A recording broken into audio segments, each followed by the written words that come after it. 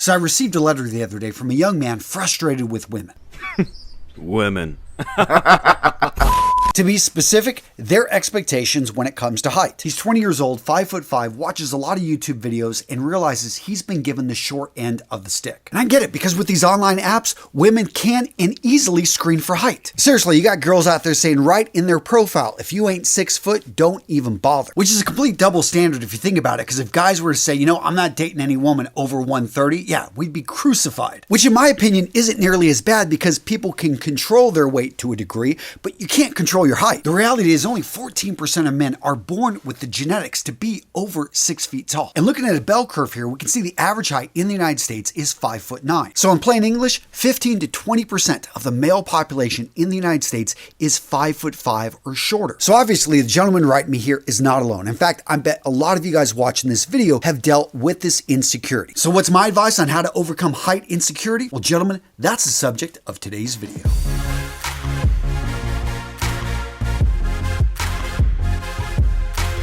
So straight up, I'm 5'8.5". Now I'm being specific there because throughout my life, I've always said I'm 5'9". And as an American using the imperial system, I have to say that we got a little bit more leeway to fudge the numbers. I mean, if I was European, I'd have to say 174 centimeters. The point being is it always seemed, especially among us guys, that you always wanted to be as tall as you could. Unfortunately, height, for the most part, is something we have no control over. So if we're being logical here, it makes no sense to associate height with who we are as a person. But come on, we're human beings. When have we ever been logical? But seriously, if it's something you can't control, how do you deal with it then if it is having a negative effect on your life? Well, the answer to that question actually lies in the question, not to confuse you, but how do you deal with other things in your life that you can't control, like the weather, like, what's going on with a war in another country? How do people deal with situations like that? Well, the Stoics, yes, those Greek philosophers who lived over 2,000 years ago, dealt with questions like this, and they actually had a pretty good answer. In fact, one of the most important points in Stoic philosophy is to differentiate between what we can change and what we can't. For things we can change, have the strength, have the courage to try to make a difference. But for the things we can't change, the key is controlling the way we respond. A modern version of the same philosophy is the serenity prayer. It goes like this: God, grant me the serenity to accept the things I cannot change, the courage to change the things I can, and the wisdom to know the difference. And gents, if you take nothing else from this video, this is the big point I want you to understand, is self-acceptance. The ability to accept oneself as you are is one of the keys to good mental health. And speaking of mental health, gents, let's talk about today's sponsor, BetterHelp. Now, gents, in case you didn't know, BetterHelp is the world's largest therapy service, and it's 100% online. With BetterHelp, you can tap into a network of over 30,000 licensed and experienced therapists who can help you with a wide range of issues. And I'll be straight up, gents, I've used their service because, yeah, you may watch these videos and think, oh, Antonio's got his stuff together. No, I mean, I've got issues like anyone else. I lost my sister to suicide over a decade ago, and that still haunts me and my family. I have a high pressure job. I mean, I'm starting multiple companies. I deal with ups and downs. Sometimes I feel like I have no one to speak to. Gents, taking care of your own mental health is no joke. And when you need help, you want to check out BetterHelp because they make it so easy. The way it works, gents, is you go to their website and you answer a few questions about your preferences and your needs. The goal here is that BetterHelp wants to match you with the right therapist from their network. Once you're matched with your therapist, you can talk with them however you feel comfortable. That could be via text, via chat, via phone, via video call. On top of that, you can message your therapist at any time and you can schedule the appointments at your convenience. And if for any reason there's not a good fit between you and your therapist, you can switch to another therapist at no cost. In a nutshell, gents, with BetterHelp, you get the same professionalism, you get the same quality as in-office therapy, but with a therapist that is actually custom picked for you. Plus, more scheduling flexibility and at an affordable price. Gents, if you're ready to get started with BetterHelp, go to betterhelp.com. That's BetterHelp.com/realmenrealstyle to get 10% off your first month. Again, gents, the link in the description of today's video is going to save you money. Go check out BetterHelp.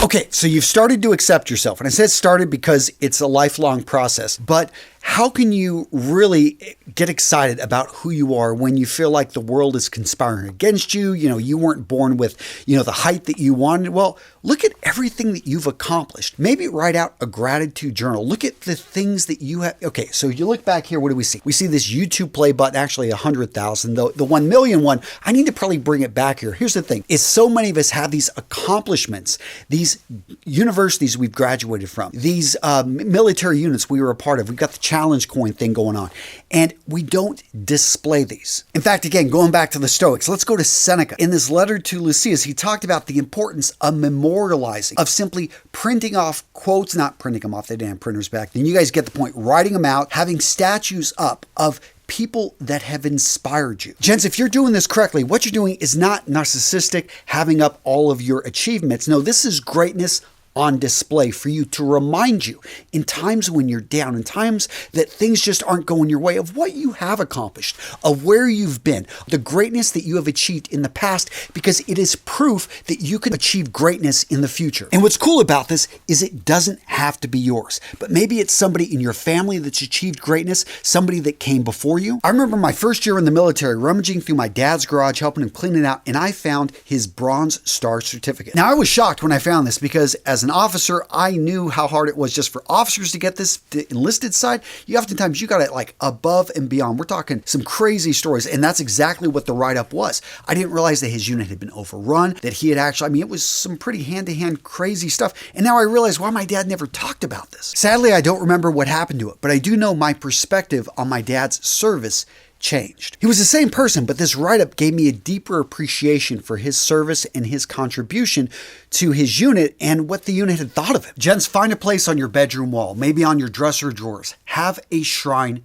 to greatness. A daily reminder of who you are and what you're capable of. Now, this next point, gents, super important. It's rarely talked about, but understand your job is not to appeal to a broad audience. You're not a product. You're not like an iPhone that's trying to sell to millions and millions of people. Your goal isn't to attract the most people and conform to a societal expectation. If you're out there dating, if you're out there looking for a partner, if you want to surround yourself with good people, isn't the goal just to connect with a few of them deeply and to be able to develop relationships that you'll have for the rest of your life? Here's the deal. One of the biggest challenges with insecurities is we think we somehow need to appeal to this big group of people, that everyone needs to like us. But the reality, gents, is very different. Your goal isn't to attract millions, thousands, or even hundreds. Really, how many women do you want to be in a close relationship with? If you look at your life in its entirety, and let's assume that you don't even get married, how many relationships could you actually have? 3? 6? A dozen? Now, I get it. Some of you guys are playboys. You want to have some fun. You want a harem, or maybe you want a body count that, is in the hundreds. But even then, in this vast world we live in, you got to bet there are hundreds of millions of women out there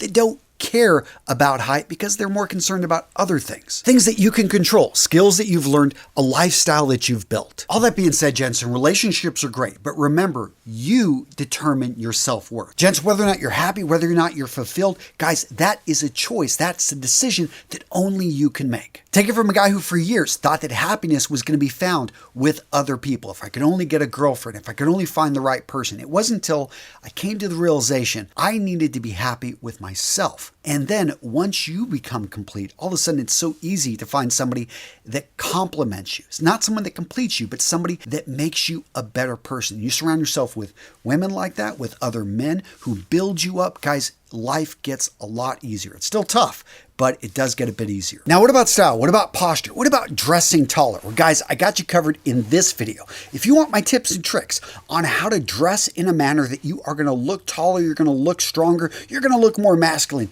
you want to check out this video right here. Good video. I think you'll enjoy it. Boom. Click it. Check it out. Good to go. Right. Boom. Right there.